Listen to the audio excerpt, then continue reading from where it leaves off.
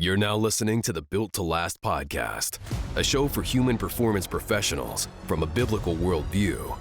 This is performance coaching with eternal purpose.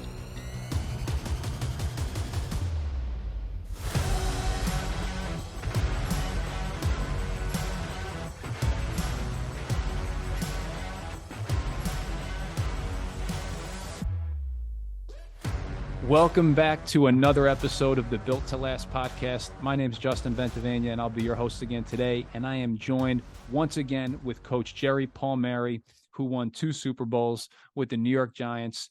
If you guys missed the first part of this series, I recommend you go back. All right, I recommend you go back and listen to Coach's first lesson that he taught us about how there's no substitute for hard work. You'll also get more of Coach's bio there, learn a little bit more about him, and I think each one of these episodes are so important. You don't want to miss one. So again, if you missed the first one, go back. We're going to pick it up with Coach's second lesson that he's learned, of many that he's learned over the course of his career. And so I'm going to turn it over to Coach, and we'll recap again at the end. Well, I did my undergraduate work at Montclair State College in New Jersey, a small state school in New Jersey. And when I graduated Montclair, my wife and I, we figured we had life all figured out. We were going to move to South Jersey, find a couple of teaching jobs at a high school, buy a house with a white picket fence, and then live happily ever after.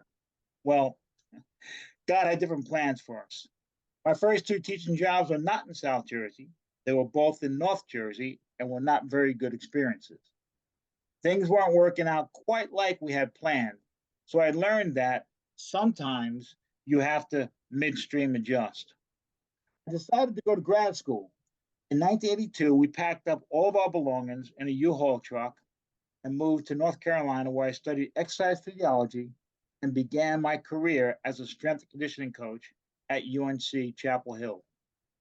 After making stops in Oklahoma, Kansas, Boston, Jacksonville, and New Orleans, we would not return back to Jersey for another 22 years.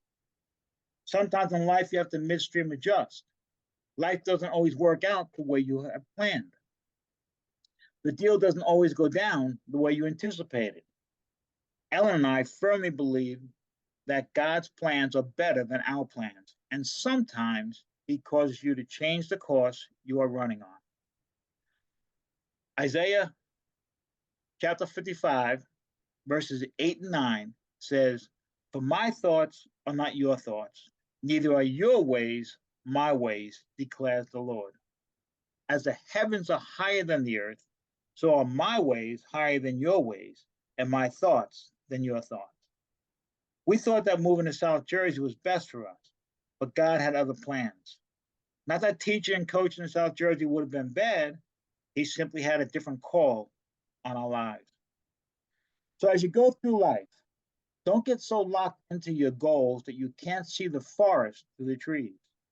Be open to other opportunities that may present themselves. Seek wise counsel, pray about it, and don't be afraid to midstream adjust. I think the fact that the strength and conditioning profession can be so volatile at times, coaches are going to resonate with this one. I definitely can.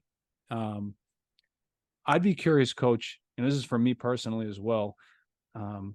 What would you say, how did you and Ellen work through the transitions together, as a couple with your kids? Because there's a lot of moves sometimes. And me and my wife had one recently as well. So what advice would you give to other coaches how to work through the transitions with their family? Well, you really got to talk to your spouse about it, and you both have to be on the same page. And I was blessed with a godly woman. I am blessed with a godly woman. And Ellen just made it clear, she was going to basically submit to me as the head of my home. But understand that she said, hey, if you mess up, you don't got to answer to me. You got to answer to God, because you are responsible for all of us. So it put a lot of pressure on me when we were making these moves. But we were, by the grace of God, we were on the same page. We really were. And we were excited to make the moves there was one time where we were, I was at Kansas State, and we just finished 0-10-1 season, and I had a chance to go back to Oklahoma State because my mentor was leaving, and Oklahoma State was rolling at that time. Barry Sanders was there, the whole deal. And, my wife really wanted to go back. And I just felt like I just got to Kansas State. I couldn't bail out. I wasn't even there a year. I was only about 9 months at the time. And, we chose to stay. And it was about 3 days of prayer together.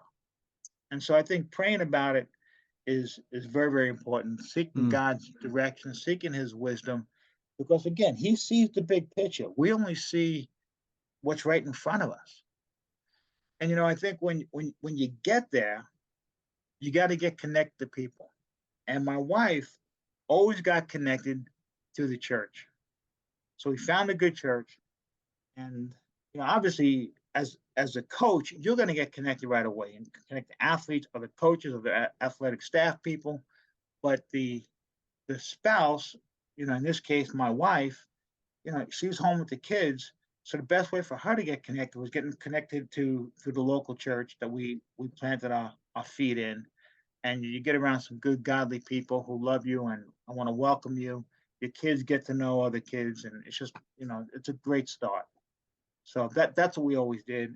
And by the grace of God, it's been a great run. That's fantastic. I even remember when you guys did your marriage retreat for all the couples earlier this past year. We took a ton away from that. And that was something that stuck with me and my wife when you mentioned, I think it was maybe when you were in New Orleans, how you guys actually moved and bought your house near where the church was because you wanted to be close in proximity to the church. Yeah, well, you know how it goes in this profession. A lot of times the coach goes on ahead of the spouse, and so Ellen and the kids stayed back in New Orleans while the kids finished school, and I went on and I'm looking at houses, and I called her one time and I said, I'm so frustrated, Ellen. There's so many homes up here, and I think I looked about 53 homes at the time, and she said to me, look, you find us a church first, and then find us a home in close proximity to that church. And I was like, really? Putting that on me? So I did. I found the church that was a good fit for our family. And by the grace of God, we found a home about 12 minutes from that church. We're still in that church. We're still in that home. So God has blessed us. That's awesome. And it just reminds me, right? Behind every great man is a great woman. And, just meeting your wife, she's a total sweetheart. And it just reminds me of my own wife and just how blessed we are. And that's phenomenal. Amen. That's phenomenal. So thanks, Coach.